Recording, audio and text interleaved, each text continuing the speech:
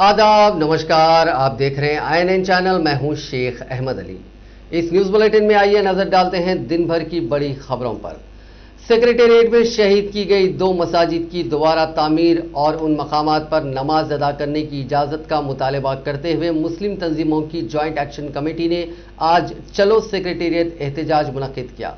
JAC convener व सदर तहरीक मुस्लिम शब्बान मोहम्मद मुश्ताक मलिक ने ऐलान किया था कि जेएसी के अराकीन और दीगर मुसलमान सेक्रेटेरिएट की शहीद करदा मसाजिद के मकाम पर नमाज ज़ोहर अदा करेंगे, लेकिन पुलिस ने जेएसी की कोशिश को नाकाम कर दिया। पुलिस की जानिब से सेक्रेटेरिएट के अतराफ तकरीबन 5 किलोमीटर के दायरे में पुलिस ने सख्त तरीन बंदोबस्त करते हुए तमाम रास्तों को बंद कर दिया। पुलिस ने टेलीफोन एक्सचेंज के सैफाबाद के रूबरू तहरीक मुस्लिम शब्बान के सदर मुश्ताक मलिक को उनके हमरा आने वाले सैकड़ों कारकुनों को हिरासत में ले लिया।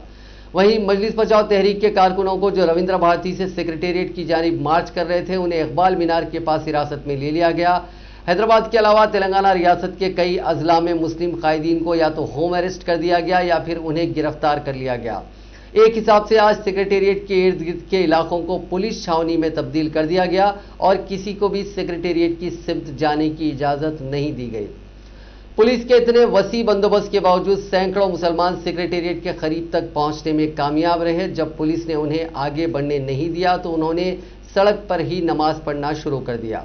बाद अज़ां पुलिस ने उन्हें गिरफ्तार कर लिया।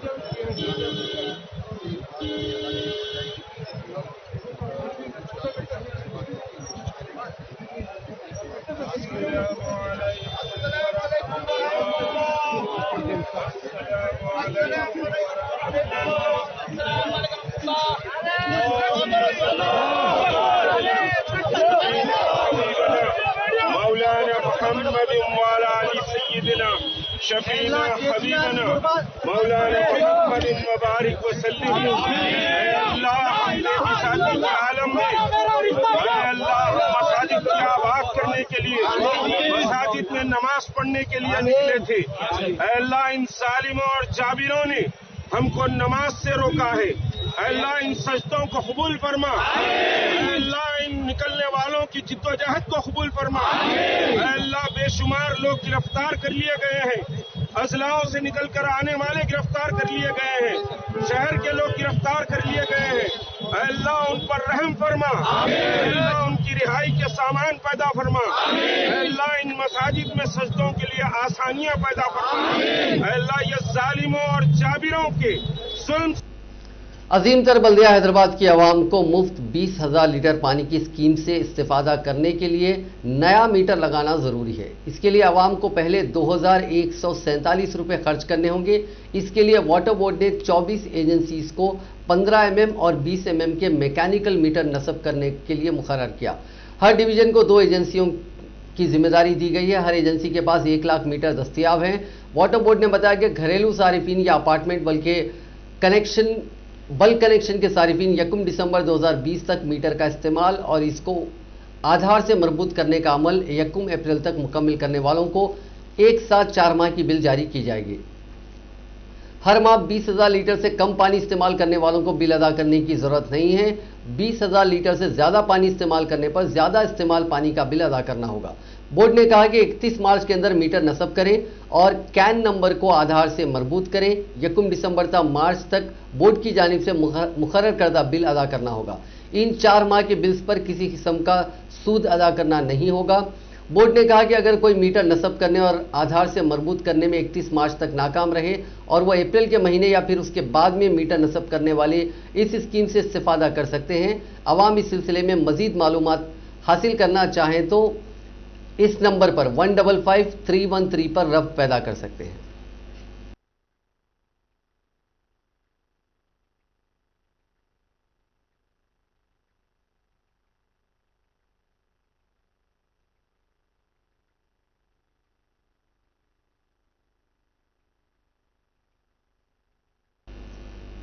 वजीर आला के चंद्रशेखर राव ने प्रगति भवन पर महकमे ज़राअत और मार्केटिंग के director regional director chief secretary Somesh Kumar, वजीर ज़राअत निरंजन रेड्डी और दीगर के साथ इजलास मुनक्किद करते हुए खरीफ फसल की खरीदी में, जिसमें धान, कपास, मकई वगैरह की फसलें शामिल हैं, उनकी खरीदी से मुताल्लिक कई उमूर पर तफसीली तबादला ख्याल किया। उन्होंने कहा कि रियासत भर से आए हुए मार्केटिंग डायरेक्टर्स और रीजनल डायरेक्टर्स को हिदायत दी कि वो किसानों से फसलों की खरीदी के सिलसिले में बेहतर से बेहतर इक़दाम करें। चीफ मिनिस्टर चंद्रशेखर राव ने आज मुलाजिमीन तंजीमों के नुमाइंदों के साथ बातचीत शुरू करने की चीफ सेक्रेटरी सोमेश कुमार को हिदायत दी। चीफ मिनिस्टर ने मुलाजिमीन की पीआरसी और दीगर उमूर का जायजा लेने वाली 3 रुकनी कमेटी को बातचीत शुरू करने की हिदायत दी। इस कमेटी की क़यादत चीफ सेक्रेटरी सोमेश कुमार कर रहे हैं। इम्कान है कि पीर के रोज मुलाजिमीन तंजीमों के कायदीन को बातचीत के लिए मदऊ किया जाएगा। रियासत में tribal welfare residential law college मंजूर हुआ है। वजीर कबायली महबूब सत्यवती राठौर ने इस बात की इत्तला दी। उन्होंने कहा कि ट्राइबल रेजिडेंशियल लॉ कॉलेज के क़याम की बार काउंसिल ऑफ इंडिया की जानिब से मंजूरी मिली है। इस कॉलेज में 60 सीटों को मंजूरी दी गई है। उन्होंने कहा कि फिलवक्त रियासत में जारी दूसरे मरहले की लॉ काउंसिलिंग में नया मंजूर करदा ट्राइबल लॉ कॉलेज में भी तुलबा को दाखिले की इजाज़त रहेगी। उन्होंने कहा कि इंटरमीडिएट के बाद इंटीग्रेटेड लॉ कोर्स की इस कॉलेज को मंजूरी दी गई है, जो ग्रेजुएशन के तौर पर 5 साला कोर्स रहेगा। उन्होंने बताया कि इस कॉलेज में मंजूरा 60 सीटों में 39 सीटें गिरिजनों के लिए, 6 सीटें दलितों के लिए, 7 पसमानदा तबकात के लिए, 2 आलाजात के लिए, 2 स्पोर्ट्स कोटा, 2 एनसीसी के लिए और 1 सीट एक्स सर्विसमैन और माजदूर के लिए मख्तस की गई है। वजीर मौसूफ ने बताया कि हालिया दिनों वरंगल के नरसमपेट में मरकजी हुकूमत ने मुल्क के पहले गिरिजन सैनिक स्कूल को मंजूरी दी थी, जिसका इफ्तिताह भी अमल में आया है। रियासती वजीर ट्रांसपोर्ट पी अजय कुमार ने कहा कि सीएम रिलीफ फंड स्कीम गरीबों के लिए एजाज है। इतवार के रोज वजीर अजय कुमार ने कैंप ऑफिस में सीएमआरएफ के मुतादिद मुस्तफिद अफराद को चेक्स हवाले किए। इस मौके पर खिताब करते हुए वजीर ने कहा कि सीएमआरएफ परेशान हाल मरीजों के लिए एक उम्मीद की किरण है। उन्होंने कहा कि हल्के में अब तक सीएमआरएफ के तहत 7.5 करोड़ रुपए के चेक्स जारी किए गए हैं। वाज़ेह है कि खम्मम हल्के से ताल्लुक़ रखने वाले मुतअद्दिद अफराद जो मुख्तलिफ अमराज का शिकार थे और निजी अस्पतालों में ज़ेर इलाज थे, उन मुतासरीन ने सीएमआरएफ के लिए दरख्वास्त दी थी, जिस पर 48 अफराद के लिए 19,33,000 रुपए के चेक्स की मंजूरी दी गई। मरकजी ममलिकती वज़ीर दाखिला जी किशन रेड्डी ने आज रियासती हुकूमत को मशवरा दिया कि वह तहसील के दफातर में काम के बोझ को कम करने के लिए काम की तकसीम अमल में लाएं। उन्होंने कहा कि अराजियात से मुताल्लिक मसाइल की यकसोई के अख्तियारात तहसीलदार के अलावा आरडीओ को भी सौंपी जाए। उन्होंने आज तेलंगाना तहसीलदार एसोसिएशन की जानिब से तैयार करदा साल नौ की डायरी और कैलेंडर का बीजेपी के रियासती सदर बंडी संजय के साथ मिलकर रस्मी इजराई अंजाम दी। इस मौके पर मुनक़दा तकरीब से खिताब करते हुए किशन रेड्डी ने कहा कि रियासती हुकूमत ने तहसीलदार को अराजियात के रजिस्ट्रेशन की भी जिम्मेदारी सौंपी है, जिसकी वजह से तहसीलदारों की मुकम्मल तवज्जो इस काम पर लगी हुई है, जिसके नतीजे में तुलबा को जारी होने वाले मुख्तलिफ असनाद की इजराई में ताख़ीर हो रही है।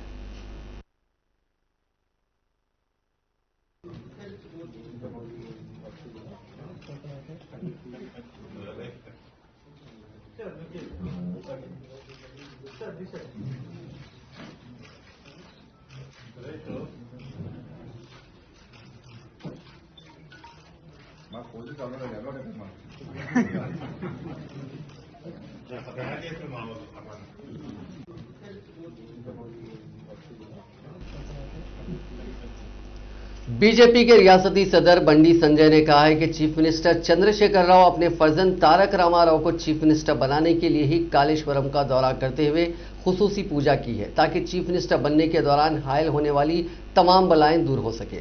उन्होंने चीफ मिनिस्टर से मुतालबा किया कि वह अपने दौरे कालेश्वरम के हक़ाइक़ अवाम के सामने पेश करें। अगर वो हक़ाइक़ पेश नहीं करते हैं और खामोशी इख्तियार करते हैं तो ये समझा जाएगा कि उनकी पेशख्यासी दुरुस्त है।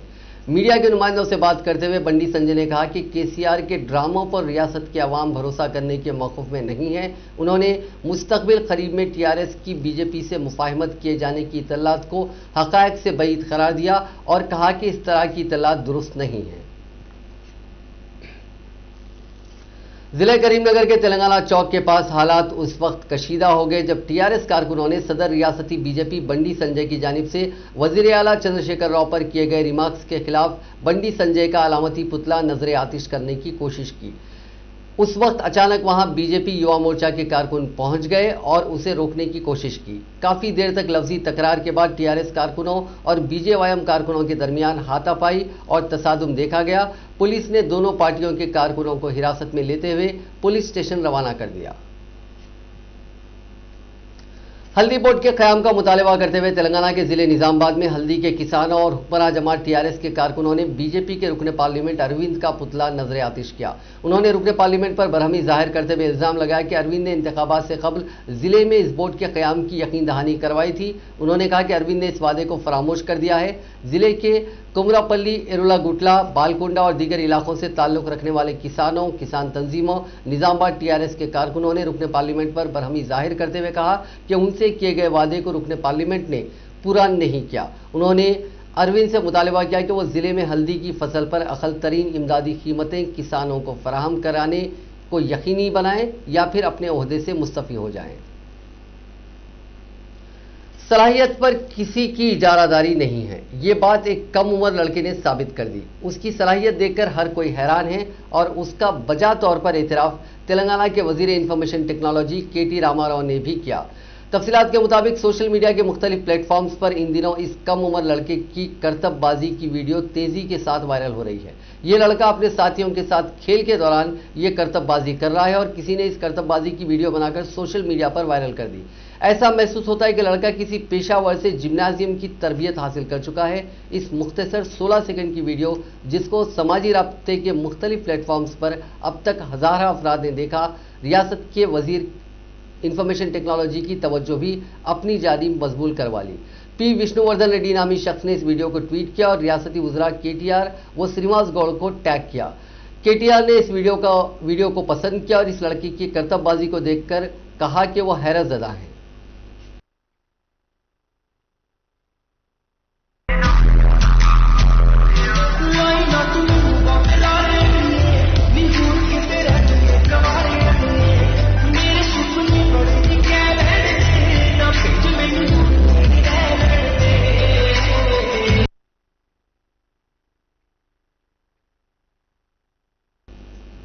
दुनिया भर में कोरोना वायरस से मुतासरीन की तादाद आज 9,94,21,649 हो गई है, जबकि स्मूजी वायरस से अब तक 21,32,267 लोगों की मौत हो गई है। हिंदुस्तान में कोविड-19 के मुतासरीन का आंकड़ा 1,06,54,533 हो गया है, जबकि 1,53,339 अफराद हलाक हो चुके हैं। तेलंगाना में मुतासरीन की तादाद 2,93,253 हो गई है और 1,589 अफराद हलाक हो चुके हैं। तेलंगाना में पिछले 24 घंटों में 197 अफराद कोरोना से मुतासिर हुए हैं और एक मरीज की मौत हुई है। रियासत में फिलहाल 3,389 कोविड-19 मरीजों का इलाज चल रहा है। तेलंगाना में पीर यानी 25 जनवरी से खानगी दवाखानों के अमले को कोरोना का टीका देने का प्रोग्राम शुरू होगा। हर खानगी दवाखाने में जहां 50 या उससे ज्यादा अमला पाया जाता है, वहां वैक्सीन सेंटर कायम किया जाएगा। ताहम टीका अंदाजी का प्रोग्राम महकमे सेहत की निगरानी में अंजाम दिया जाएगा। डायरेक्टर महकमे सेहत की जानिब से रियासत के तमाम खानगी दवाखानों में वैक्सीन पहुंचाने और अमले को टीका देने के लिए नोडल ऑफिसर तकर्रुर करने का मशवरा दिया गया है। इस सिलसिले में एक सर्कुलर भी जारी किया गया। अगर किसी खानगी हॉस्पिटल में 50 से कम का स्टाफ पाया जाता है तो ऐसी सूरत में उन्हें करीब में वाक़ सरकारी हॉस्पिटल या फिर खानगी दवाखाने में टीका दिया जाएगा। कोविन सॉफ्टवेयर में अपने नामों का इंदराज करने वाले खानगी दवाखाने के अमले को ही टीका दिया जाएगा। Director medical and health doctor Srinivas Rao ने एक सहाफती बयान में कहा कि टीका अंदाजी का प्रोग्राम मुकम्मल तौर पर सॉफ्टवेयर की बुनियाद पर अंजाम दिया जा रहा है। यह प्रोग्राम ऑफलाइन में मुनक्किद नहीं किया जा सकता। हर वैक्सीन सेंटर पर रोजाना 100 अफराद को टीका देने का निशाना मुकर्रर किया गया है। अगर किसी सेंटर में 100 से ज्यादा अफराद टीका लेने के लिए आते हैं तो उसी रोज दूसरे मरहले में उन्हें टीका देने के इंतजाम किए जा रहे हैं। फिलवक्त सुबह 10 बजे से शाम 4 बजे तक टीका अंदाजी का प्रोग्राम अंजाम दिया जा रहा है। ताहम पीर से दोपहर 3 बजे ही टीका अंदाजी का प्रोग्राम खत्म कर दिया जाएगा। हफ्ते में 4 दिन टीका दिया जाएगा। वरंगल अर्बन जिले में भी एक हेल्थ वर्कर की कोरोना वायरस का टीका लेने के बाद मौत हो गई है। यहां मौसूला इतलात के मुताबिक जिले के शामपेट आंगनवाड़ी सेंटर में काम करने वाली हेल्थ वर्कर वनीता ने 19 जनवरी को टीका लिया था। उसके बाद उसे रिएक्शन हो गया। घर वालों ने उसे दवाखाना मुंतकिल किया, जहां इलाज के दौरान उसकी मौत हो गई। घर वालों ने इल्जाम लगाया कि टीका लेने की वजह से ही वनीता की मौत हुई। इसी दौरान director of medical health Srinivas Rao ने वरंगल अर्बन जिले में हेल्थ वर्कर वनीता की मौत पर जिले इंतजामिया से रिपोर्ट तलब की है। बताया गया कि हेल्थ वर्कर की मौत पर डिस्ट्रिक्ट AEFI रिपोर्ट तैयार करेगी, जो रियासत के AEFI इदारे को रिपोर्ट हवाले करेगी। बाद रियासत के जानिब से रिपोर्ट मरकज को रवाना की जाएगी। वाज़ेह रहे कि 21 जनवरी को भी निर्मल जिले में 108 एम्बुलेंस के ड्राइवर विट्ठल की कोरोना टीका लेने के बाद कल्ब पर हमले के बाद मौत हो गई थी। कोरोना टीका लेने से आशा वर्कर की मौत का उसके खानदान ने इल्जाम लगाया। यह वाकया आंध्र प्रदेश में पेश आया। तफसीलात के मुताबिक जिले गुंटूर की आशा वर्कर 42 साल विजयलक्ष्मी ने 19 जनवरी को यह टीका लिया था। बताया जाता है कि उसकी सेहत खराब होने पर उसको गुंटूर के सरकारी अस्पताल में इस माह की 21 तारीख को दाखिल करवाया गया। डॉक्टर्स ने उसको जहनी तौर पर मुर्दा करार दिया, यानी ब्रेन डेड। डॉक्टर्स ने उसकी लाश को पोस्टमार्टम के लिए भेज दिया ताकि उसकी मौत की हकीकी वजह मालूम की जा सके। दूसरी तरफ उसके अरकान खानदान ने इल्जाम लगाया कि उसकी मौत कोरोना का टीका लेने से हुई है। उन्होंने कहा कि इस टीके को लेने के बाद उसकी सेहत बिगड़ गई, वो बुखार से मुतासिर हो गई और उसको दौरे आने लगे। तेलंगाना की गवर्नर डॉक्टर तमिलिसाई सौंदरराजन ने कहा है कि कोरोना टीका महफूज है। उन्होंने आंध्र प्रदेश के तिरुमला में मीडिया से बात करते हुए कहा कि कोरोना से हर कोई चौकस है। उन्हें इस बात की खुशी है कि कोरोना का टीका हमारे साइंसदानों ने किसी और मुल्क पर इन्हिसार किए बगैर तैयार किया है। उन्होंने जोर देते हुए कहा कि तमाम को किसी भी किस्म के वहम के बगैर इस टीके को लेना चाहिए।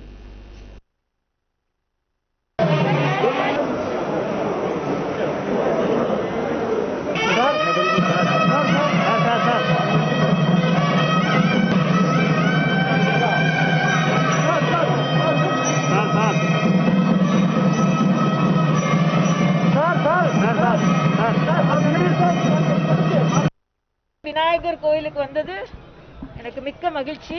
నాకు చాలా సంతోషంగా ఉంది. கொரோனால இருந்து எல்லாரும் விடுபடணும். வேக்சின் எல்லாரும் போட்டுக்கணும். வேக்சின் போடுறதுல யாருக்கும் தயக்கம் இருக்கக்கூடாது. வேக்சின்லாம் சேஃப். அதனால எல்லாரும் நல்லா இருக்கணும் தான் காணிப்பாக்கம் விநாயகரை நான் கும்பிட்டேன். எல்லாரும் ஆரோக்கியமா மகிழ்ச்சியா இருக்கணும்னு. மிக சக்தி வாய்ந்த விநாயகர், சுயம்பு விநாயகர், தண்ணிக்கு நடுவில் கிணறுக்கு நடுவில் இருக்கிறார். ரொம்ப நாளாக அந்த விநாயகரை பார்க்கணும்னு ஒரு ஆசை. இன்னைக்கு தான் அது நிறைவேறிச்சு. இங்கே வந்தது மிக்க மகிழ்ச்சி. உங்கள் எல்லாருக்கும் மீடியா சகோதரர்கள், பத்திரிகை சகோதரர்கள், உங்கள் எல்லாருக்கும் நன்றி. உங்கள் எல்லாருக்கும் எனது வாழ்த்துக்களை நான் தெரிவித்துக் கொள்கிறேன். साबिक रुकन असेंबली जी चिन्ना रेड्डी ने कहा है कि सरकारी मुलाजिमतें फराहम करने के वादे को वज़ीर आला चंद्रशेखर राव भूल चुके हैं। मीडिया से बात करते हुए उन्होंने कहा कि कॉन्ट्रीब्यूटरी पेंशन लाने वाली बीजेपी पार्टी है, जिसकी वजह से 1,30,000 मुलाजिमीन मुश्किलात से दो चार हैं। तेलंगाना में पुराने वजीफे के तरीक़ेकार को अमल में लाया जाए, ये मुतालबा उन्होंने किया और कहा कि रियासती और मरकजी हुकूमत इस मुतालबे को बार बार नज़रअंदाज कर रही है। 2 పర్యాయాలు డిఏను ప్రకటించడం ఆనవాయితీ. బీజేపీ ప్రభుత్వం 2020 జనవరి నాడు 4% డిఏను ప్రకటించిన తర్వాత కరోనా సాకును చూపెట్టి అమలు చేయొద్దు అనేటువంటి ఉత్తర్వులు కూడా కేంద్ర ప్రభుత్వం ఇవ్వడం జరిగింది. అది ఎంతవరకు అంటే 2021 జూలై వరకు డిఏను అమలు చేయడానికి వీలు లేదనేటువంటి ఉత్తర్వులు కేంద్ర ప్రభుత్వం ఈ బీజేపీ ప్రభుత్వం ఇవ్వడం జరిగిందనేటువంటి మాట కూడా మీతో మనం చేస్తూ ఉన్నాను. మనకు పిఆర్సీ విషయానికి వస్తే ఇది పూర్తిగా మన రాష్ట్ర ప్రభుత్వం ఇవ్వాల్సినటువంటిది.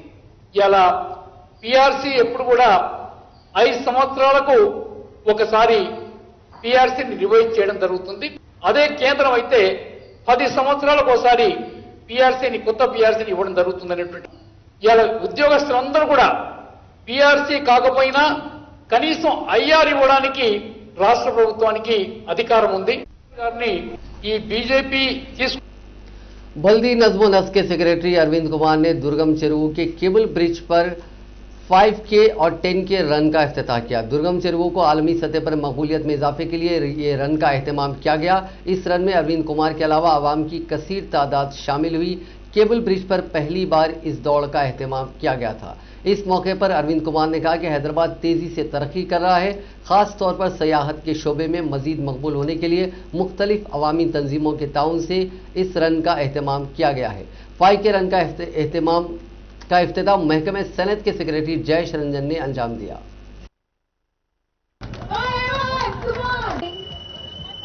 Everyone on the spots which are marked already there. 5, 4, 3, 2, 1. 5, 4, 3, 2, 1. 5, 1. I request you all to please form the rows of 6. Of 6. Alright, 5, 4, 3, 2, 1, come on.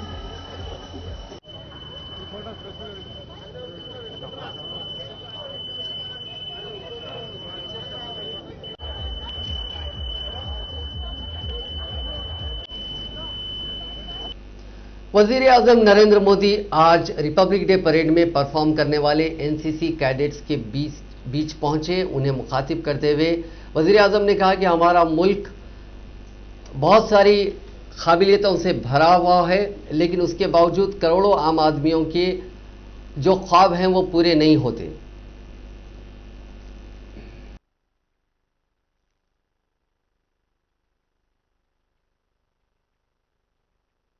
साथियों, आप सभी ही आत्मनिर्भर भारत अभियान के असली कर्णधार है।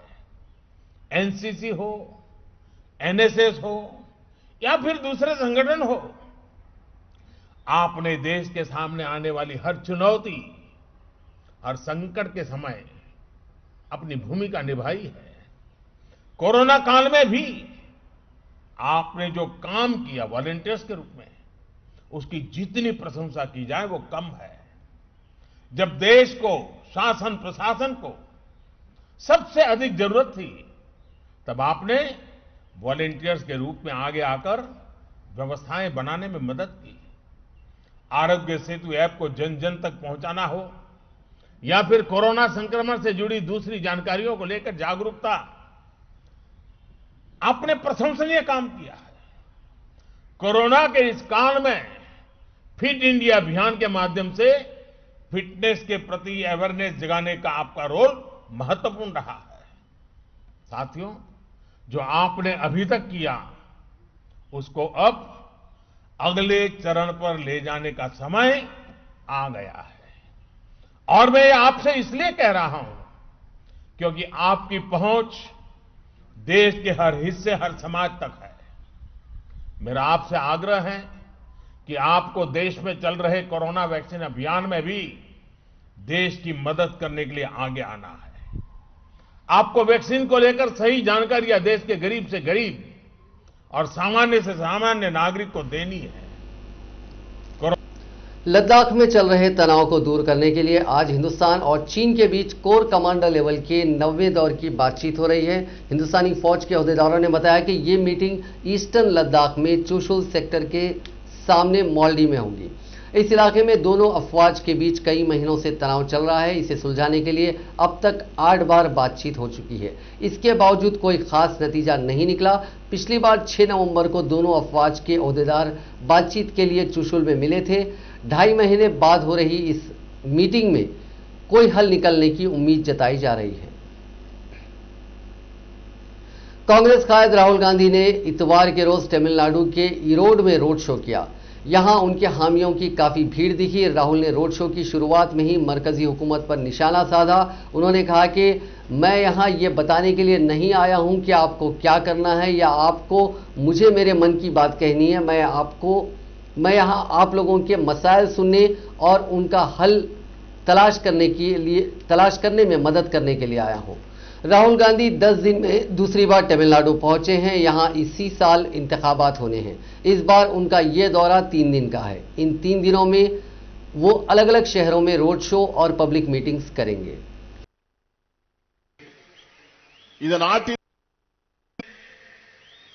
These are the foundation of our country. இந்த நாட்டினுடைய மிக அடிப்படையான பணிகளை செய்கின்றவர்கள் யார் என்று சொன்னால் வேளாண் பெருங்குடி மக்கள், நெசவாளர்கள், விவசாய கூலி தொழிலாளர்கள், மீனவ பெருங்குடி மக்கள், இவர்கள்தான் இந்த நாட்டினுடைய அடிப்படை கட்டுமானங்களாக இருக்கிறார்கள். And anybody who has ever built anything understands that a weak foundation does not allow a strong building. இந்த நாட்டினுடைய நிர்வாகத்தை நடத்துகின்றவர்களுக்கு தெரிய வேண்டும், அடிப்படை கட்டுமானம் பலவீனமாக இருந்தால் அதன் மேல் கட்டப்படுகின்ற கட்டிடம் மிக வேகமாக சரியக்கூடிய. कांग्रेस ने हुकूमत पर पेट्रोल, डीजल और रसोई गैस पर एक्साइज ड्यूटी से 20 लाख करोड़ रुपए कमाने का इल्जाम आयद करते हुए कहा कि उसे एक्साइज ड्यूटी खत्म करके अवाम को फौरी राहत देनी चाहिए और उससे जो कमाई हुई है अवाम को इसका हिसाब देना चाहिए। कांग्रेस के जनरल सेक्रेटरी अजय माकन ने इतवार के रोज प्रेस कॉन्फ्रेंस में कहा कि मोदी सरकार के इख्तिदार में आने के बाद से डीजल पर एक्साइज ड्यूटी में 8 गुना इजाफा किया गया, जबकि पेट्रोल पर एक्साइज ड्यूटी में 2.5 गुना इजाफा किया गया। रसोई गैस के सिलेंडरों पर दी जाने वाली सब्सिडी तकरीबन खत्म कर दी गई, जिससे हुकूमत को 20 लाख करोड़ रुपए से ज्यादा की आमदनी हुई। 2.5 गुना आगे बढ़ा दिया गया है। इतनी बड़ी तादाद के अंदर एक्साइज ड्यूटी केंद्र सरकार ने इसमें लगाया है। अब केंद्र सरकार ने पिछले 6 वर्षों में, साथियों आप लोगों को हैरानी होगी कि 20 लाख करोड़ यानी 200 खरब रुपया केंद्र सरकार ने इस एडिशनल एक्साइज से कमाया है। 200 खरब रुपया। अब 200 खरब रुपया जो सेंट्रल गवर्नमेंट ने इसमें कमाया है, हम केंद्र सरकार से सीधे सीधे ये पूछना चाहते हैं कि वो पैसा गया कहां है? 200 खरब रुपया केंद्र सरकार ने एडिशनल जो इसके अंदर पैसा एक्साइज में कमाया है, वो किसकी जेबों के अंदर जा रहा है? आज अगर आप देखें तो सेना के जवान हमारे, उनके डीए कट रहा है। केंद्र सरकार के कर्मचारी हैं तो उनके डीए कट रहा है। आज अगर छोटे कारोबारियों से बात करें तो वो परेशान हैं, उनके ऊपर टैक्स का बोझ आ रहा है, उनके ऊपर बैंक से इंस्टॉलमेंट्स का बोझ उनके ऊपर आ रहा है। तो ये पैसा 200 खरब रुपया पिछले 6 वर्षों में गया कहां है? आज अगर सबसे ज्यादा फायदा किसी को हो रहा है तो वो सरकार के, मोदी सरकार के, मोदी जी के जो मित्र पूंजीपति हैं, जो बड़े बड़े मित्र सरमाएदार हैं, उन लोगों को फायदा केवल पहुंच रहा है। साधारण लोगों को, आम जनता को इसका कोई फायदा नहीं हो रहा है। इसको नुकसान इसके अंदर हो रहा है। 200 खरब रुपया एडिशनल रेवेन्यू सरकार ने केवल एक्साइज से पेट्रोल और डीजल के ऊपर कमाया है। मैं आपको साथ साथ याद दिलाना चाहता हूं, एलपीजी सिलेंडर के ऊपर 12 एलपीजी के सिलेंडर्स हम लोगों के टाइम पे सब्सिडाइज रेट्स के ऊपर मिला करते थे, और एक बार बीच में जब 12 के 9 हो गए तो हाहाकार मचा दिया इन लोगों ने कि इसके अंदर जो है 9 क्यों कर दिए। 2014 में जब हम छोड़ करके गए थे तो 12 हमारे समय के ऊपर सब्सिडाइज रेट्स के ऊपर सिलेंडर्स मिला करते थे।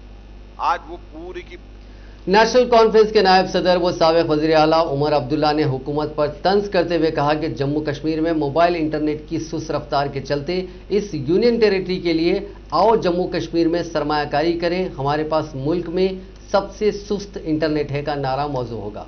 उन्होंने इतवार की सुबह जम्मू कश्मीर में इंटरनेट की रफ्तार से मुतालिक एक चार्ट जिसमें जम्मू कश्मीर को सबसे आखिर पर दिखाया गया है उसे शेयर करते हुए लिखा कि मुझे इस चार्ट में जम्मू कश्मीर नज़र ही नहीं आया था, क्योंकि औसत मोबाइल इंटरनेट रफ्तार इतनी कम है कि चार्ट की निचली तरीन सतह पर अपनी जगह बना पाई है। इसमें एक अजीम इश्तिहारी नारा बन सकता है, आओ जम्मू कश्मीर में सरमायाकारी करें, हमारे पास मुल्क में सबसे सुस्त इंटरनेट है।